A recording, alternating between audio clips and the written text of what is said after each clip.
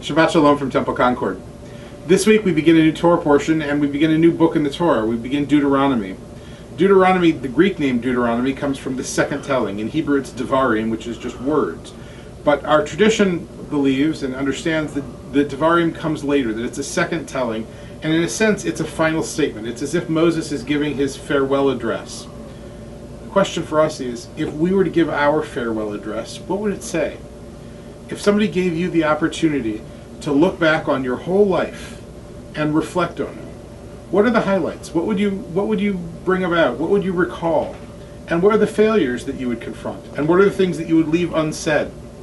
I think it's a really important question for us to ask.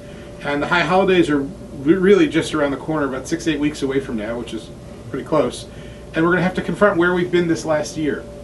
This is a wonderful time now to start that process, to think about if this is it, if this is that moment when we're about to say our farewell, what do we want to say?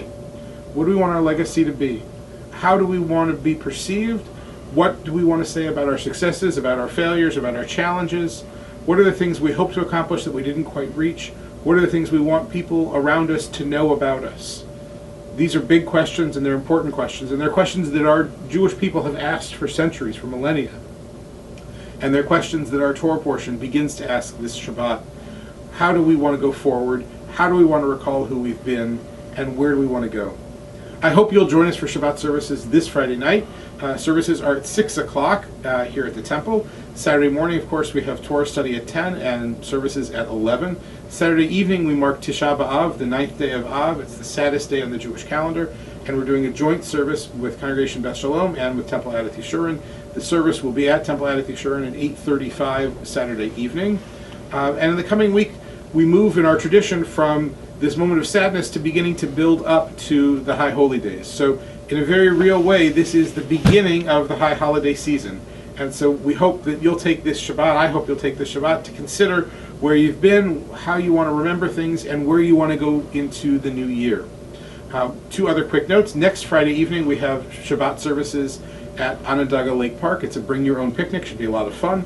And this coming Thursday, we have a memorial honoring Rabbi Paul Drazen. The traditional 30-day period of mourning has come to an end, and so to honor him, our tradition has long taught that we honor by study. And so the community rabbis are going to be joining together to lead a study session on the importance of community, which was one of Rabbi Drazen's core values.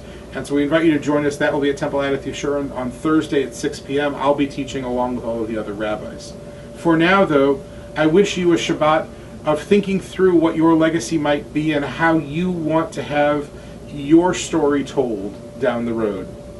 We have an opportunity and a gift, and the gift is time. How do we wish to use it? What do we want said? Shabbat Shalom for now. Look forward to seeing you at the temple.